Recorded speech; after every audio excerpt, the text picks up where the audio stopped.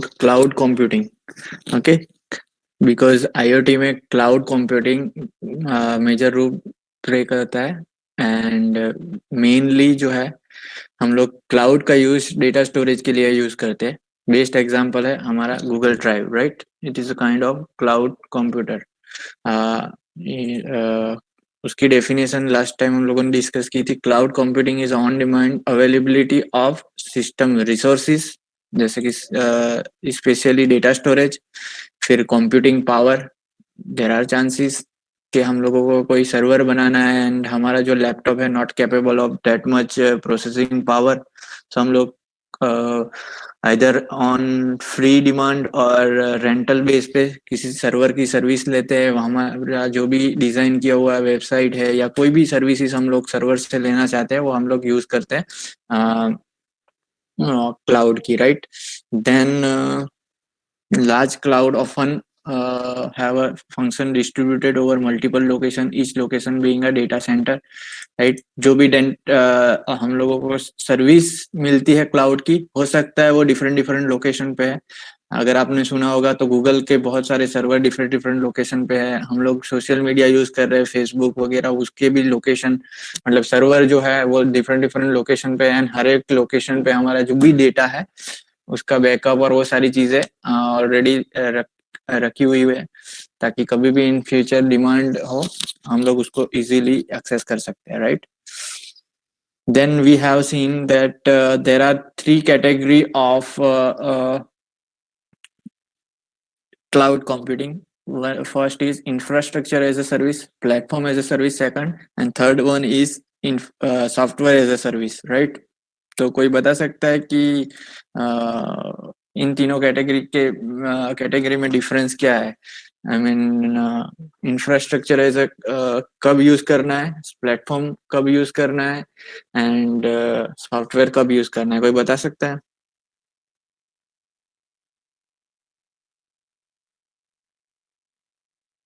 Anyone?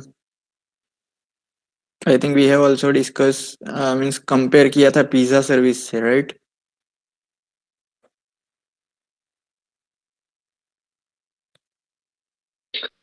IAS માં બધું જ આપણે જ કરવાનું A to Z. આપણે કરવાનું હોય, but what they will provide?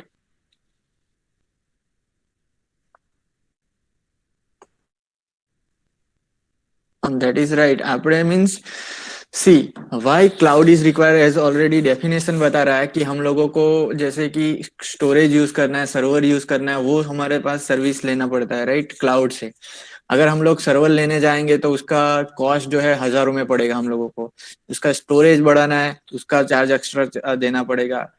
फिर जैसे कि आप लोगों को पता है कि जैसे जैसे एडवांस हम लोग प्रोसेसर लेने जाएंगे तो उसकी प्राइस बढ़ती जाएगी. अगर आप लोगों को प्रोसेसर लेना है, i3 का 5th जनरेशन है, उसकी प्राइस लो होगी, लेकिन उसका एडवांस वर्जन 7th जनरेशन है, i5 का 7 है, i7 का अगर आपको वर्जन लेना है तो आपको जो है कॉस्ट बढ़ता ही जाएगा. लेकिन क्लाउड सर्विसेज क्या प्रोवाइड कर रहे हैं, जस्ट हम लोगों को यूज करना है. उन लोगों के पास सारा सर्वर वो सारी चीजें ऑलरेडी है होगी. हम लोगों को हमारा कोई भी एप्लीकेशन बनाना है तो हम लोग क्या यूज करेंगे, उसका सर्वर यूज करेंगे, उसका स्टोरेज यूज करेंगे, उसका जो भी प्रोसेसिंग पावर है, वर्चुअल मशीन आप लोगों ने शायद सुना होगा, तो वो सारी चीजें हम लोग उसका यूज करेंगे. मतलब कि इंफ्रास्ट्रक्चर जो यूज करना है हम लोगों को, जो स्टोरेज के लिए, प्रोसेसिंग के लिए जो यूज करना है, वो सारी चीजें हम लोग का जो भी क्लाउड सर्विस प्रोवाइडर है उसका यूज करेंगे. दूसरी चीज हम लोगों ने वहां पे एडवांटेज भी देखा कि हम लोग अगर सर्वर रखते हैं तो हम लोगों को उसको मेंटेन करने के लिए अलग से पर्सन रखना पड़ेगा. काफी सारी कंपनी है जो सॉफ्टवेयर कंपनी है वो क्लाउड का यूज करती है. आप लोगों ने अमेजोन AWS का नाम सुना होगा, राइट. तो बहुत सारी कंपनी अमेजोन AWS सर्विस का यूज कर रही है. लेकिन अगर वो खुद का सर्वर रखती तो उसको स्टोरेज का भी चार्ज देना पड़ता, मेंटेनेंस का भी चार्ज देना पड़ता. तो ये सारे कॉस्ट को हम लोग अगर रिडक्ट करना चाहे तो हम लोग इंफ्रास्ट्रक्चर, यानी कि infrastructure means infrastructure related to computer hardware, और बहुत सारे मतलब अब जैसे कि हम लोग हार्डवेयर सर्वर का यूज करने वाले हैं, तो उसके रिलेटेड सॉफ्टवेयर, पहले तो सर्वर का ओएस भी हम लोगों को परचेस करना पड़ता है, राइट? आप लोगों को शायद पता होगा कि विंडोज का सर्वर है, सर्वर ओएस है, तो वो भी कॉस्टली पड़ेगी। तो वो सारी चीजें हम लोगों को कॉस्ट रिडक्शन के लिए हम लोग इंफ्रास्ट्रक्चर में जितनी चीज चाहिए, हमारा कोई भी एप्लीकेशन हम लोगों को बनाना है, वो सारी इंफ्रास्ट्रक्चर प्रोवाइड करेगी, राइट? उसके बाद आता है सॉफ्टवेयर एज ए सर्विस। तो यहाँ पे ऑलरेडी बताया हुआ है कि सर्वर्स है, स्टोरेज है, नेटवर्किंग, वर्चुअलाइजेशन, ये सारी चीजें मेंटेन करेगा इंफ्रास्ट्रक्चर जो भी प्रोवाइड कर रहा है वो। And then platform as a service में मिडलवेयर जो भी सॉफ्टवेयर चाहिए वो उन लोग प्रोवाइड करेंगे। हम लोगों का जो भी एप्लीकेशन डेवलप करने का है वो एप्लीकेशन हम लोग मैनेज करेंगे, एंड डेटा जो एप्लीकेशन के रिलेटेड आ रहा है वो सारी चीजें मैनेज करेंगे हम लोग। एंड सॉफ्टवेयर जो है उसमें पूरा का पूरा, जैसे कि ड्राइव, हम लोग जस्ट वहां पे डेटा रखेंगे, उसको जब भी यूज करना है डाउनलोड कीजिए, जब भी अपलोड करना है अपलोड कीजिए, बस हम लोगों को जस्ट डेटा है, वो डेटा का जस्ट यूज करना है, right? That is a software as a service. So अगर आप इन डेप्थ दूसरे भी एग्जांपल इंटरनेट पे फाइंड आउट करोगे तो आपको बहुत सारे एग्जांपल मिल जाएंगे, and you can easily identify major difference between this three things. Okay, so we have seen this, and उसका हम लोगों ने कंपेयर किया था कि अगर आप पिज्जा बनाने वाले हो घर पे तो बहुत सारी चीजें आप लोगों को लानी पड़ेगी। देन आपका खुद का गैस जाएगा, ओवन जाएगा, वो सारी चीजें जाएगी। लेकिन इंफ्रास्ट्रक्चर अगर कोई और प्रोवाइड कर रहा है तो हम लोगों को जो मेन मेन चीज है वही जस्ट रॉ मटेरियल लाना पड़ेगा, बाकी सारी चीजें वो प्रोवाइड करेंगे। Then platform as a service, मतलब खाना है तो वहां पे डाइनिंग टेबल एंड वो सारी चीज हमको मैंने बाकी सारी सारी चीजें। And software as a service जैसे कि डोमिनोज और बहुत सारे पिज्जा सर्विस प्रोवाइड, हम लोगों को जस्ट ऑर्डर करना है, पे करना है, एंड हम लोग वहां पे खा के आ सकते हैं। सो इसका कंपैरिजन यहाँ पे किया हुआ है। उसके बाद नेक्स्ट टॉपिक जो हम लोग देखने वाले हैं that is big data analytics. अगर आप आईओटी के साथ काम कर रहे हो, क्लाउड स्टोरेज के साथ काम कर रहे हो, क्लाउड कंप्यूटिंग के साथ, तो बिग डेटा एक टेक्निकल चीज है, big data. Okay, so big data को समझना बहुत जरूरी है। Actually big data and data में इतना ज्यादा डिफरेंस नहीं है, लेकिन big data in terms of ज्यादा स्टोरेज वो यूज कर रहा है, that's why it is called as big data in terms of quantity. Okay, so जैसे कि हम लोग हमारे मोबाइल में यूज करते हैं डेटा, तो वो मैक्सिमम 128 GB या 256 GB होगा। लेकिन आईओटी की जो रियल टाइम एप्लीकेशन है, बहुत सारी ऐसी एप्लीकेशन है, राइट? बेस्ट एग्जांपल है सीसीटीवी, जो एक्चुअली सिक्योरिटी के लिए यूज हो रहा है। तो वहां पे एक दिन में इन टर्म्स ऑफ 100 GB जनरेट होते हैं, क्योंकि अगर आपके घर पे है सीसीटीवी इंस्टॉल किया गया है, एंड वहां पे अगर 4 कैमरा है या मैक्सिमम 6 कैमरास है, तो वहां पे सिर्फ 7 डेज में आपका 1 TB तक का, अगर कैमरा की क्वालिटी हाई है तो 7 डेज में आई थिंक 1 TB तक का वो स्टोरेज यूज कर लेगा, मैक्सिमम 15 डेज तक। ऐसे सिर्फ आपके पास 4 या 6 कैमरा है। लेकिन एक्चुअली में आईओटी की बात करें, CCTV is the best example of IoT. तो हम लोग देखेंगे कि पर्टिकुलर स्मार्ट सिटी के लिए एप्लीकेशन देखेंगे तो there are hundreds of cameras are installed throughout the particular big city की बात कर रहे हैं। तो हो सकता है वहां पे एक दिन में मल्टीपल टीबीज में डेटा है, राइट? तो उसको हम लोग बोलेंगे बिग डेटा, एंड उसका एनालिसिस करना है कि उसमें से यूजफुल डेटा कौन सा है, राइट? कि सिक्योरिटी पर्पज के लिए हम लोग यूज कर रहे हैं, कोई कौन से पर्पज के लिए, ट्रैफिक सिमुलेशन के लिए हम लोग यूज कर रहे हैं, या कोई भी पर्पज के लिए हम लोग उस डेटा का एनालिसिस कर रहे हैं। तो उसमें बिग डेटा इज अ एक जो टर्म है वेरी इंपॉर्टेंट है। So basically data is everywhere, हर एक चीज में आपको डेटा मिलेगा। अब अगर आपका स्मार्ट वॉच है, मोबाइल है, लैपटॉप है, अगर आईओटी यूज कर रहे हो, फिर बहुत सारी एप्लीकेशन स्मार्ट सिटी के लिए बना रहे हो, स्मार्ट एनवायरनमेंट के लिए बना रहे हो, फिर सिक्योरिटी मतलब आर्मी के लिए कोई एप्लीकेशन बना रहे हो, राइट? तो वहां पे कहीं ना कहीं पे आईओटी यूज हो रहा है, एंड जो भी डिवाइस वहां पे यूज हो रहे हैं तो वो एक्चुअल में डेटा कलेक्ट कर रहे हैं। And IoT is all about collecting data from various sensors nodes and handling the huge data to make application a success. अब डेटा तो आ रहा है, लेकिन अगर उस डेटा का कोई यूज नहीं कर रहे हैं हम लोग, कोई एनालिसिस नहीं कर रहे हैं, then this data is not fruitful. हम लोगों का वो डेटा का कहीं पे यूज ही नहीं होगा, राइट। गूगल मैप्स हम लोग हर एक, आई थिंक ऑलमोस्ट 99% लोग गूगल मैप्स का यूज करते हैं कहीं ना कहीं पे। तो गूगल वाले आपके मोबाइल में GPS इनेबल करवा के आपका डेटा कलेक्ट कर रहे हैं। अगर गूगल सिर्फ डेटा कलेक्ट करता है, बताता नहीं कि आपके पर्टिकुलर A पॉइंट से B पॉइंट तक जाना है, वहां पे कितना ट्रैफिक है, तो वो आप कोई भी मैप का यूज ही नहीं करते, राइट। डायरेक्शन अगर बताता है, अगर नहीं बताता है मैप्स, तो आप लोग यूज करोगे उसका? अगर गूगल मैप आपके फोन में है एंड अगर वो डायरेक्शन नहीं बता रहा है, सिर्फ पॉइंट दिखा रहा है, तो आप उसका यूज करोगे? ऑलमोस्ट नहीं करोगे, राइट। बिकॉज अगर उसका एनालिसिस करके अगर आपको राइट वे में अगर डेटा नहीं यूज हो रहा है, तो आप उसका use, I don't think so कि आप यूज करोगे, राइट। तो एनालिसिस पार्ट इज इम्पोर्टेंट। अब गूगल, जैसे मैंने बात की गूगल मैप की, तो गूगल आपके लोकेशन का यूज करके उसका डेटा स्टोर कर रहा है कहीं ना कहीं सर्वर पे, एंड उसका एनालिसिस करके आपको दिखा रहा है कि A पॉइंट से B पॉइंट तक अगर आपको जाना है, तो यहाँ पे इतना ट्रैफिक है, तो आपको येलो दिखाएगा, कहीं पे व्हाइट दिखाएगा मतलब ट्रैफिक नहीं है, येलो है मतलब लो ट्रैफिक है, रेड है मतलब बहुत ट्रैफिक है, हैवी ट्रैफिक वहां से पास ऑन हो रहा है। तो अल्टीमेटली जो भी डेटा आ रहा है वो डेटा बिग होगा, राइट। एंड गूगल इज कि बहुत सारा डेटा कलेक्ट कर रहा है, तो उसको तो डेटा की कितनी रिक्वायरमेंट होती। तो बिग डेटा जो है, अगर आप बिग डेटा के साथ काम कर रहे हो, तो उसमें आपको एक्चुअली में तीन, actually there are 3 V's are there, and 3 V's are volume, means के कितना डेटा आ रहा है इन क्वांटिटी। वेराइटी, क्योंकि डेटा जो आ रहा है वो ऐसा नहीं होगा कि इन टर्म्स ऑफ टेक्स्ट ही आ रहा होगा, वहां पे कुछ में इमेजेस आ रही होंगी, कुछ में इवन ऑडियोज आ रहे होंगे, कुछ में वीडियोज आ रहे हैं। तो variety of data is collecting now days, right.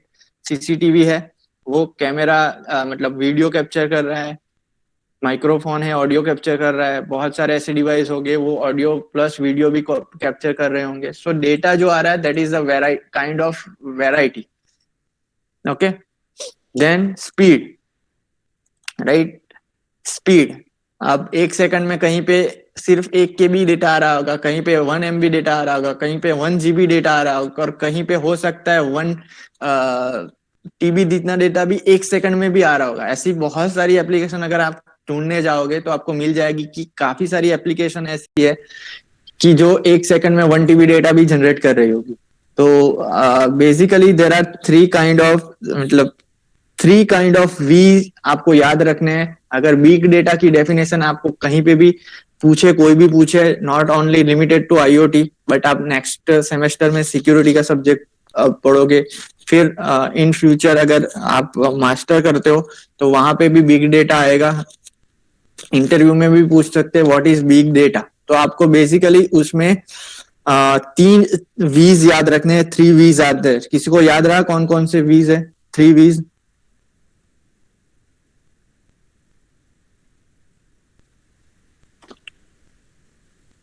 you can also type in chat.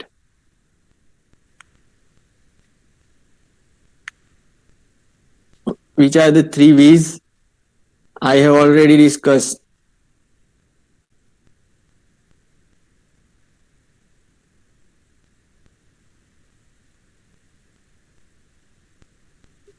Am I audible? Volume, First one is volume, second variety, variety, and third one is velocity. Velocity, that mean speed, कितनी speed से data आ रहा है, कितनी volume में data आ रहा है, and then variety of data is there. And fourth one is update, fourth V is also there, that is a veracity. मतलब कि इसका मीनिंग क्या होता है कि जो भी डेटा कलेक्ट करे उसमें थे यूजफुल डेटा कितना है, या तो हम लोग बोल सकते ट्रस्ट वर्दी डेटा कितना है। राइट। जैसे कि सीसीटीवी का ही मैंने एग्जांपल आपको दिया, तो सीसीटीवी में तो हर एक टाइम 24/7 उसका डेटा चल रहा है, लेकिन अब हम लोगों को कब कौन सा डेटा चाहिए, कौन सी यूजफुल इंफॉर्मेशन चाहिए, अब कोई पर्सन वहां पे पास ऑन नहीं हो रहा है सीसीटीवी में, एंड फिर भी सीसीटीवी ऑन है, तो उस टाइम पे जितना भी डेटा अगर हम लोग कुछ मेजर करने के लिए सीसीटीवी वहां पे इम्प्लीमेंट करके रखा हुआ है हम लोगों ने, तो हो सकता है कि कहीं पे डेटा उस टाइम पे यूजफुल नहीं हो, राइट। सो आपका जो भी डेटा आ रहा है उसमें कौन सा कितना ट्रस्टवर्दी है, वेरीफाइड डेटा है कि वो जो डेटा आ रहा है वो एक्चुअल में करेक्ट है कि नहीं है। बहुत सारे सेंसर्स ऐसे हैं, जैसे कि आप लोग कहीं पे जाते हो एंड अभी जो ट्रेंडिंग में है, मतलब आपका टेम्परेचर मेजर करते हैं गन के थ्रू, राइट। फिर बहुत सारे जगह पे अगर आप क्लिनिक पे या कहीं पे हॉस्पिटल पे जा रहे हो एंड अगर आपका हार्ट बीट मीन्स मेजर कर रहे हैं, तो अगर वो डेटा करेक्ट नहीं आ रहा है तो क्या होगा, राइट। तो अगर आपने हेल्थ हेल्थ केयर के रिलेटेड कोई एप्लीकेशन बनाई है एंड अगर वहां पे ऑटोमेटेड आपने फॉर एग्जांपल कुछ ऐसा प्रोग्रामिंग किया है कि ऑटोमेटिकली सभी चीज होनी चाहिए, कि जैसे कि फॉर एग्जांपल एग्रीकल्चर की बात करते हैं कि कहीं पे खेत में आप लोगों ने मॉइस्चर सेंसर्स रखा हुआ है या तो टेम्परेचर सेंसर्स रखा हुआ है, एंड अगर वहां पे जो लैंड में अगर कहीं पे मॉइस्चर कुछ लेवल से ज्यादा कम हो गया तो आपको फॉर एग्जांपल वाटर मोटर जो है वो स्टार्ट करनी है, लेकिन अगर वहां पे गलत डेटा आ गया तो क्या होगा, जो भी हम लोगों ने ऑटोमेटिक स्टार्ट किया है वो गलत होगा। तो जो भी डेटा आ रहा है वो कितना ट्रस्टवर्दी है, कितना ट्रूथ है उस डेटा में, उसको हम लोग बोलेंगे वेरासिटी, राइट। तो इंडिविजुअली हम लोग देखते हैं, actually in exam there might be asked in 4 marks that write a short note regarding big data, right. तो आपको ये याद रखना है कि बिग डेटा क्या है। So very first is volume scale, कि huge volume of data is generated every second, right. जैसे कि अगर एक मोबाइल एक सेकंड में हम लोगों का जैसे कि 4G चल रहा है, राइट, और हम लोग डेटा यूज कर रहे हैं, तो हो सकता है हम लोग 4G यूज में अगर 20 Mbps की भी स्पीड कैलकुलेट करें तो हम लोग एक सेकंड में 20 MB कंज्यूम कर लेते हैं। अगर हम लोग कोई ऐसा डेटा देख रहे हैं जैसे कि वीडियोस है, यूट्यूब है, जहाँ पे जो स्पीड है वो हमारी यूज हो रही है, तो हम लोग एक्चुअल में एक सेकंड में बहुत ह्यूज डेटा वहां पे जनरेट कर रहे हैं, and 5G is coming, right. बहुत सारी जगह पे आपको 100 Mbps तक की स्पीड भी मिल जाएगी। तो एवरी सेकंड में बहुत ह्यूज डेटा जनरेट हो रहा है। यूट्यूब की जैसे मैंने बात की, देयर आर मिलियंस ऑफ, और I can rather say billions of user are using YouTube, and अगर वो लोग हर एक लोग अगर यूट्यूब पे डेटा जनरेट करेंगे, अपलोड करेंगे, तो वहां पे कितना huge amount of huge volume of data generate होगा एंड उसको स्टोर करना पड़ेगा, right. And YouTube is already ready to accommodate that data, already वो स्टोर कर रहा है। आप चाहे बिलियंस और मिलियंस यूजर है, अगर वहां पे अपलोड करेंगे तो वो ऑलरेडी रेडी, उन लोगों ने ऑलरेडी सिस्टम रखा हुआ है जहाँ पे आपका डेटा स्टोर हो जाएगा। सो एक्चुअल में स्टोरेज जो है अभी इनएक्सपेंसिव हो चुका है। पहले जो होता है आपको 32 GB का स्मॉल मेमोरी कार्ड भी लेना था तो आपको 2,000-3,000 रुपए पे करने पड़ते थे, राइट। लेकिन अभी वही चीज आपको हो सकता है 300-400 रुपए में भी मिल जाए, राइट। सो अभी जो है स्टोरेज इनएक्सपेंसिव हो रहा है, एंड इसीलिए बहुत सारे लोग उसका यूज कर रहे थे। पहले फोन में 8 GB तक मतलब चल जाता था, फिर उसके बाद 16 GB तक चल जाता था, फिर उसके बाद 32 GB तक भी कहीं कहीं पे चल जाता था। लेकिन आज जो फोन एक्चुअल में मैन्युफैक्चर होके आ रहा है वो डायरेक्टली 32 GB मिनिमम उसमें होता ही है, मतलब उससे लेस देन तो मिलेगा ही नहीं। 64 GB, 128 GB, एंड अगर हमारे पास 128 GB का फोन है फिर भी हम लोगों को मेमोरी कुछ दिनों के बाद कम लगेगी, राइट, क्योंकि मूवीज, वीडियोस, फोटोज, वो सारी चीजें हमारे फोन में ऑलरेडी स्टोर होगी, एंड हम लोगों को कुछ कुछ जो डेटा यूज नहीं है उसको डिलीट करना पड़ेगा। कहने का मतलब ये ही है कि अभी स्टोरेज सस्ता हो गया है, इनएक्सपेंसिव हो गया है, एंड बहुत उसका यूज बढ़ रहा है, एंड एवरी सेकंड में बहुत सारा डेटा जनरेट हो रहा है,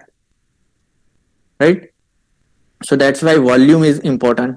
cloud storage and hardware storage both have affordable because growth in a semiconductor industry. पहले मतलब स्टोर करवाने के लिए पहले सीडी ड्राइव होती थी और उसमें लिमिटेड होता था 4 GB. उसके बाद पेन ड्राइव आई, फ्लॉपी डिस्क आई, फिर अब तो माइक्रो एसडी कार्ड, राइट. उसमें आप लोग एक्चुअल में 128 GB तक का कार्ड आप यूज कर सकते हो और उसमें सेमीकंडक्टर यूज होता है, राइट.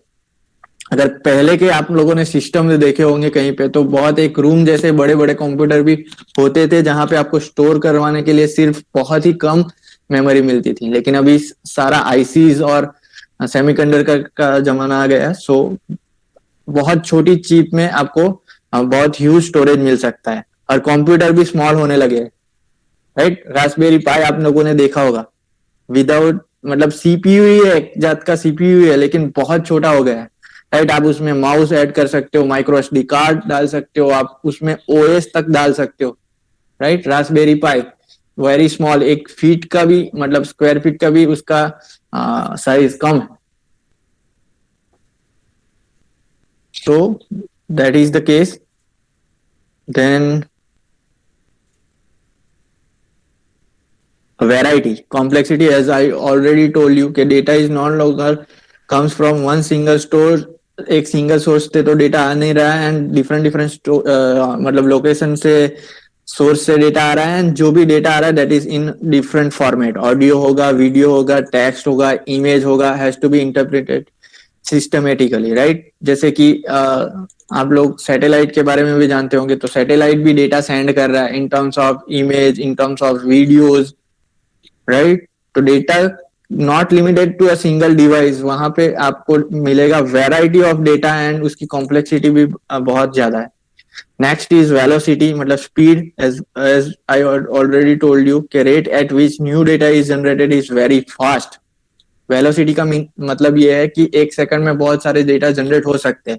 अगर आप एक सीसीटीवी रखते हो और एज कंपेयर टू उसके 5 सीसीटीवी रखते हो, तो हर एक का इंडिविजुअली डेटा होगा एंड डेटा जो होगा आपके सिस्टम एक डीवीआर रखा है तो उस पर कलेक्ट होंगे and so that is very fast and data dynamically change very frequently. Data came from anywhere.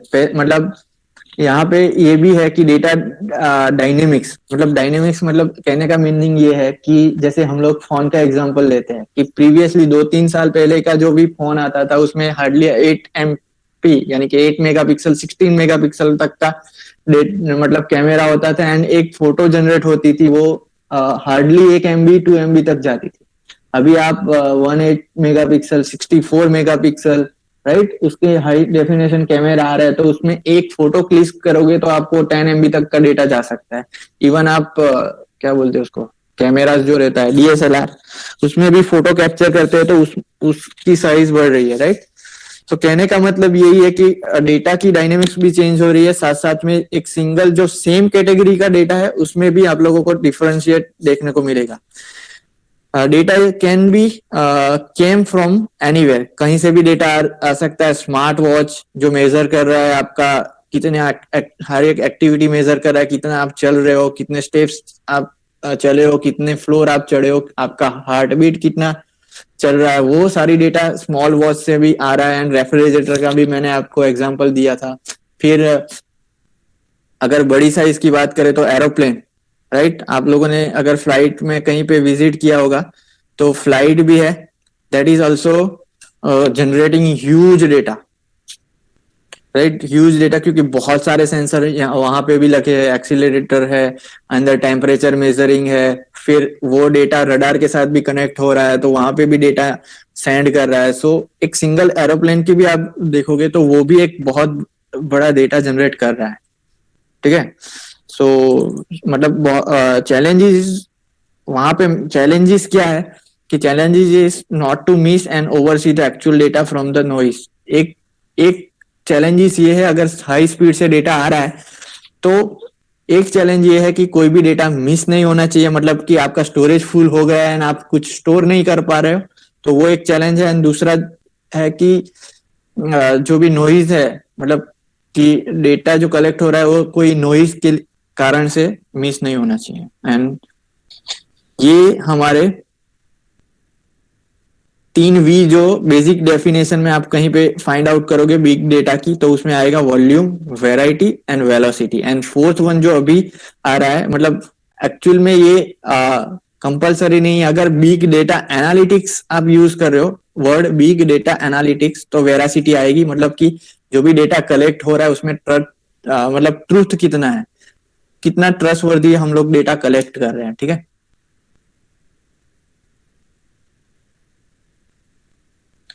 So this is veracity, मतलब डेटा, अगर आपको डेटा में कुछ डाउट है, मतलब how accurate is all data, all this data is anyway, कि आप data तो कलेक्ट कर रहे हो लेकिन उसमें एक्यूरेसी कितनी है। राइट, गूगल मैप का एग्जांपल ले लो, आपको ऑलमोस्ट एक्यूरेसी 100% मिलेगी। मतलब वो दिखा रहा है कि वहां पे ट्रैफिक है तो वहां पे ट्रैफिक होगा ही होगा, कहीं पे जा रहे हो उसमें एक्यूरेसी, आप ए पॉइंट से बी पॉइंट पे जा रहे हो तो इतना टाइम लगेगा। फॉर एग्जांपल आपको 15 किलोमीटर जाना है, 30 मिनट्स लगेगी, तो आप देखोगे तो +or -2 मिनट्स हो सकता है, लेकिन आप एक्यूरेट वहां पे आपको दिखाएगा कि आप उतने टाइम पे पहुंचोगे, तो उतने टाइम पे आप पहुंच ही जाओगे अगर आप कंटिन्यूअसली चलते जा रहे हो। अगर आप कहीं पे स्टॉप होगे तो अभी वो टाइम चेंज कर देगा कि आप उसके बाद अगर इतनी टाइम स्टॉप हुए हैं, रिमेनिंग जितना किलोमीटर है उसमें आप इतने टाइम तक पहुंचेगा। कहने का मतलब ये है कि जो भी डेटा कलेक्ट हो रहा है वो एक्यूरेट भी होना चाहिए। Data natures alters dynamically and ambiguity is often seen, मतलब इनकम्प्लीट डेटा नहीं होना चाहिए। Challenging task to process this unstable data, जितना भी डेटा आ रहा है उसको प्रोसेस कैसे करें। राइट, इंटीग्रिटी ऑफ डेटा, कि बहुत सारे ऐसे मतलब सेंसर्स होंगे जिसका कॉम्बिनेशन का रिजल्ट आपको कुछ स्टेप्स, मतलब कंट्रोलिंग के लिए यूज होगा, एनालिसिस के लिए यूज होगा, तो उसका डेटा का इंटीग्रिटी होना जरूरी है। जैसे कि आप अभी 6 सेमेस्टर में आ गए हो, राइट, नेक्स्ट सेमेस्टर या उसके बाद 8 सेमेस्टर में आप कोई प्रोजेक्ट करोगे, तो वहां पे इंटीग्रिटी रिक्वायर होगी कि आप कोई हार्डवेयर पे काम कर रहे हो एंड उसका इंटीग्रेशन आप सॉफ्टवेयर के साथ कर रहे हो, तो हार्डवेयर एंड सॉफ्टवेयर का इंटीग्रेशन होना जरूरी है। कोई आप एप्लीकेशन बना रहे हो, राइट, तो आप जो एप्लीकेशन बनाओगे वो लोकल सिस्टम पे होगी, लेकिन बेटर मतलब उसका बेटर पता कब चलेगा कि वो चल रहा है कि नहीं चल रहा, जब आप उसको सर्वर पे अपलोड करोगे या तो रियल टाइम उसकी एप्लीकेशन का यूज करोगे। So integration is important. I think आप लोग ऑलरेडी सॉफ्टवेयर इंजीनियरिंग पढ़ चुके होंगे, राइट, पढ़ चुके हैं, राइट, आई थिंक ऐसी इज ऑलरेडी देयर।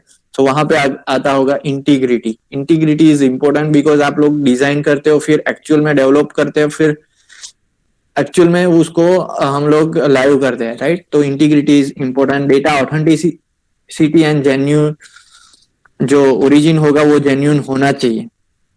फिर computer and storage platform trustworthy होना चाहिए। हम लोग ड्राइव पे डेटा अपलोड करते हैं तो हम लोग को पता है कि गूगल जो है वो एक्चुअल में ट्रस्टवर्दी है। हम गूगल वेल नोन है तभी हम लोग उसका क्लाउड यूज करते हैं। अगर कोई आपको लोकल कंपनी बोलेगी कि यहाँ पे आप मतलब आपका डेटा स्टोर करो, तो आप शायद नहीं करोगे because of trustworthiness, right. Accessibility and timeliness, except जब भी आपको चाहिए एज एंड व्हेन रिक्वायर्ड, आप लोगों ने ड्राइव पे कोई डेटा रखा है गूगल के पास, एक्सेसिबिलिटी, आप अगर आपके पास इंटरनेट है तो आप कभी भी कोई भी टाइम पे कहीं पे भी अगर आपके पास इंटरनेट है तो आप उसको एक्सेस कर सकते हो, right.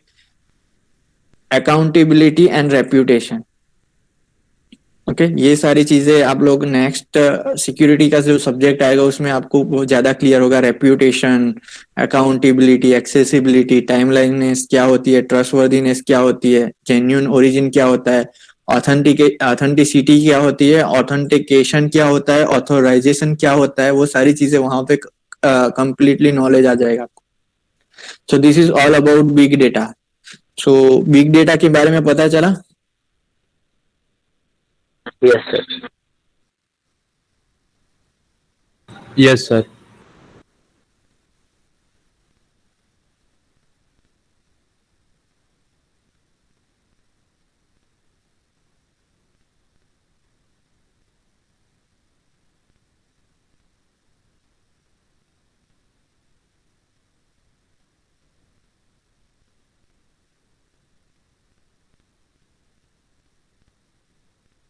I think if I have okay next sorry ये जो आर्डिनो यूनो आई थिंक हर एक ने देखा होगा, हम लोगों ने ऑलरेडी प्रैक्टिकल भी टिंकर कैट पे किया है, तो कैसा दिखता है वो सारी चीज यहाँ पे आर्डिनो है. This is node MCU. Arduino and node MCU this are basically controller है. कोई भी कंट्रोलिंग चीज के लिए हम लोग यूज करेंगे. डिफरेंस इतना ही है, थोड़ा पिन में डिफरेंस है. Otherwise this is Arduino Uno में जो है वाईफाई नहीं है, यहाँ पे इनबिल्ड आपको वाईफाई मिलेगा एंड ब्लूटूथ आई थिंक इसमें मिलता है node MCU. Okay then this is Raspberry Pi. Okay ये रास्पबेरी पाई है जिसमें आप HDMI के थ्रू अपने घर पे टीवी में अगर है तो एज अ रास्पबेरी पाई को CPU यूज कर सकते हो वहां पे, और इनबिल्ट रास्पबेरी OS होगी. आप वहां पे ब्राउजिंग भी कर सकते हैं, यूट्यूब देख सकते हो, नेटफ्लिक्स देख सकते हो. बहुत सारी चीजें आपको इनबिल्ट रास्पबेरी पाई में मिल जाएगी. फिर ये इंटेल का गैलेलियो है. इंटेल का भी खुद का कंट्रोलर है, लेकिन एज कम्पेयर टू इंटेल हम लोगों को आर्डिनो बहुत कम प्राइस में मिलता है. So we are using Arduino. So and then Intel का एडिशन जो गैलेलियो है. फिर इंटेल का UP square IoT development kit है, जहां पे आप जैसे रास्पबेरी पाई है वैसे ही है ये भी. अब इसको इंटरनेट पे सर्च कर सकते हो. रास्पबेरी पाई आर्डिनो का बहुत सारे वेरिएंट्स है. यूनो में ही R3 R1 node MCU right. Intel का गैलेलियो है, फिर डेवलपमेंट किट है. So all this board are very small, but इसमें एक वर्ड यूज होता है स्मार्ट राइट. ये स्मार्ट डिवाइसेस है सारे. हमारे फोन भी स्मार्टफोन है राइट. बहुत सारे मतलब उनमें इनबिल्ट फीचर्स है, GPS inbuilt, sensors inbuilt. So इसको that's why it is called as smart. Cost involve is very minimum as compare to CPU. आप लेने जाओगे आर्डिनो की प्राइस बहुत कम है. रास्पबेरी पाई की प्राइस भी बहुत कम है राइट. जो काम आप कंप्यूटर में करते हो वही काम आप रास्पबेरी पाई में भी कर सकते हो. आई थिंक रास्पबेरी पाई में आप पाइथन का यूज करके बहुत सारे प्रोग्राम एप्लीकेशन डेवलप कर सकते हो. Communication protocol. So protocols are very important in communication. Already CN में बहुत सारे प्रोटोकॉल आप लोगों ने पढ़े थे. तो उसमें बेसिकली क्या होता है, हमारे कोई भी IoT एप्लीकेशन होगी उसमें क्या होगा, सेंसर होगा, सेंस करेगा, फिर डेटा आर्डिनो को भेजेगा. आर्डिनो से भी हम लोगों को डेटा कहाँ पे भेजना है वो हम लोगों को भी डिपेंड करेगा कि मेमोरी कार्ड में भेजना है, हमारे लोकल डिवाइस में भेजना है, क्लाउड पे भेजना है. क्लाउड के भेजने के बाद कैसा एनालिसिस करना है, एनालिसिस के बाद अगर कोई कंट्रोलिंग स्टेप्स लेना है, तो वो सारी चीजें के लिए हम लोग यूज करेंगे प्रोटोकॉल. जैसे हमें ऑलरेडी OSI लेयर पढ़ चुके हैं राइट. तो वहां पे डिफरेंट लेयर पे डिफरेंट प्रोटोकॉल है. तो एड्रेसिंग के रिलेटेड आप लोगों ने क्लासिफिकेशन सीखा होगा, class A, class B, class C, class D, class E. फिर उसमें सबनेट मास्क होता है. तो जो रूल्स वहां पे एप्लीकेबल होते थे वही रूल्स यहाँ पे भी आएंगे. फॉर्मेट ऑफ द मैसेज आप लोगों ने देखा होगा कि कितने बीट में हेडर आएगा, कितने बीट में पेलोड आएगा, फिर टेलर ऐड करना है कि नहीं ऐड करना है, फिर सिक्योरिटी के रिलेटेड आपको कुछ ऐड करना है, राउटिंग के रिलेटेड आप लोगों ने बहुत सारे ऑल शॉर्टेस्ट पाथ और बहुत सारे प्रोटोकॉल्स वहां पे देखे होंगे. फ्लो कंट्रोल के लिए हम लोगों ने स्लाइडिंग विंडो एंड वो सारी चीजें देखी थी. Error monitoring, CRC, parity, VRC, checksum, वो सारी चीजें देखी थी. सीक्वेंसिंग राइट, कि सीक्वेंस में डेटा भेजना हो तो हम लोग पहले कनेक्शन ओरिएंटेड, कनेक्शन लेस कौन सा रखना है, वो सारी चीजें. रीट्रांसमिशन गाइडलाइन, अगर आपका कोई पैकेट इन बिटवीन लॉस हो जाता है तो आपको कौन से स्टेप्स लेने हैं. Segmentation of the data packet, अगर आप पूरा मैसेज साथ में नहीं भेजना चाहते लेकिन अगर उसका सेगमेंट करते हो, packet in terms of packet भेजते हो, तो कौन सा रूल्स अप्लाई करना चाहिए. तो वो जो सारी चीजें कंप्यूटर नेटवर्क में आप लोग सीखे थे वो सारी चीजें IoT में भी एप्लीकेबल होगी. Okay and for today's last is UI. आप कोई भी IoT के रिलेटेड एप्लीकेशन देखोगे राइट, उसमें UI जो है वो इम्पोर्टेंट पार्ट है कि आप कैसे UI डिजाइन करते हो. अभी आप कंप्यूटर और सॉफ्टवेयर बैकग्राउंड से हो तो आप एप्लीकेशन बनाने सीखने वाले हो, राइट? लेकिन अगर तो आपको पता चलेगा कि ये एप्लीकेशन में टच कैसे करना है, कौन सा टेक्स्ट बॉक्स है, कौन सा बटन है, कैसे क्लिक करना है, ड्रॉप डाउन को कैसे खोलना है। लेकिन अगर जिसको पता ही नहीं है, जैसे कि smart agriculture, right, smart agriculture के रिलेटेड आप कोई एप्लीकेशन बनाते हो एंड फार्मर को आप वो एप्लीकेशन देते हो, तो आपको यूआई ऐसा देना है कि वो ठीक से यूज कर पाए एंड सारी चीज उसको समझ में आए, तभी फ्रूटफुल होगा, right?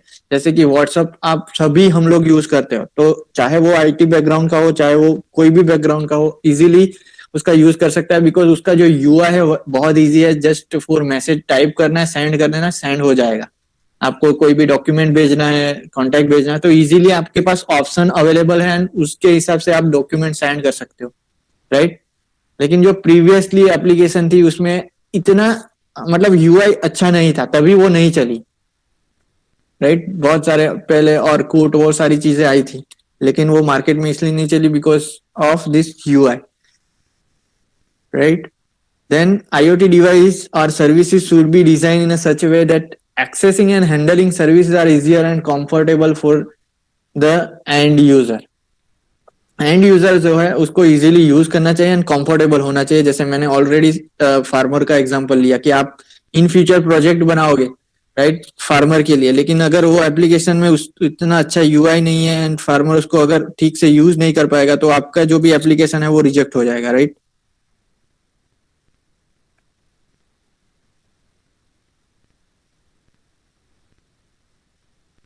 Next is the application should be consistent and not awkward.